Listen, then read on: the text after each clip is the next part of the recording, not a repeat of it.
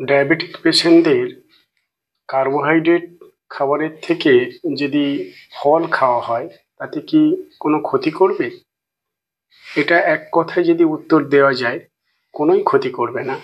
আমাদেরকে জানা দরকার আছে যে ফলের মধ্যে কি থাকে এবং ভাতের মধ্যে বা রুটি, ডাল, মাংস এগুলোর মধ্যে কি থাকে।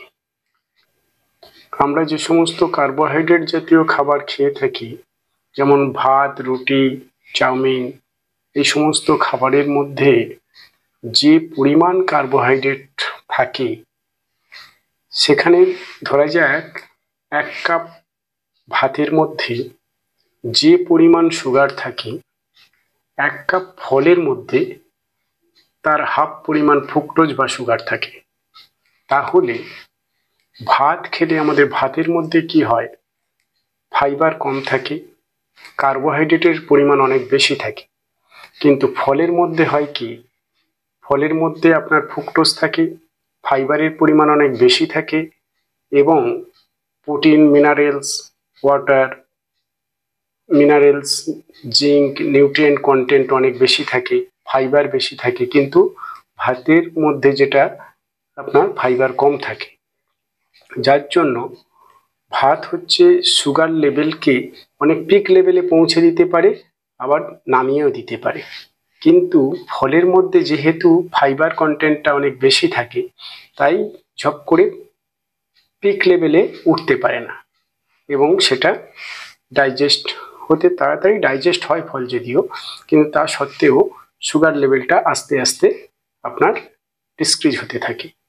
তাহলে আমাকে বুঝতে হবে যে ভাতে যে পরিমাণ সুগার লেভেল বাড়ে, সেই তুলনায় ফলের মধ্যে তার হাফ পরিমাণ সুগার লেভেল বাড়ে।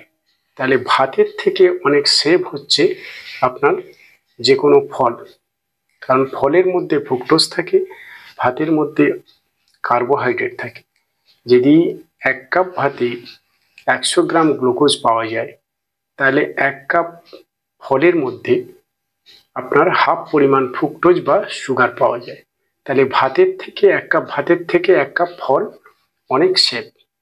তাই ফলকে আমরা, যে কোনো ফলকে আমরা যদি খাদ্য হিসাবে রাখতে পারি, তাহলে আমাদের কিন্তু খুব একটা প্রবলেম হবে না। কিন্তু আমাদের মধ্যে ভুল ধারণা আছে যে আমাদের মেন প্রশ্ন হচ্ছে জানা নেই। না জানা থাকার জন্য আমরা বিভিন্ন ফলকে সুগারের পেশেন্টকে অ্যাভয়েড করিয়ে দিই। কারণ আমাকে জানতে হবে যে একটা ফল ডাইজেস্ট হতে কত সময় লাগে। একটা ফল ডাইজেস্ট হতে সময় লাগে মাত্র 2 ঘন্টা।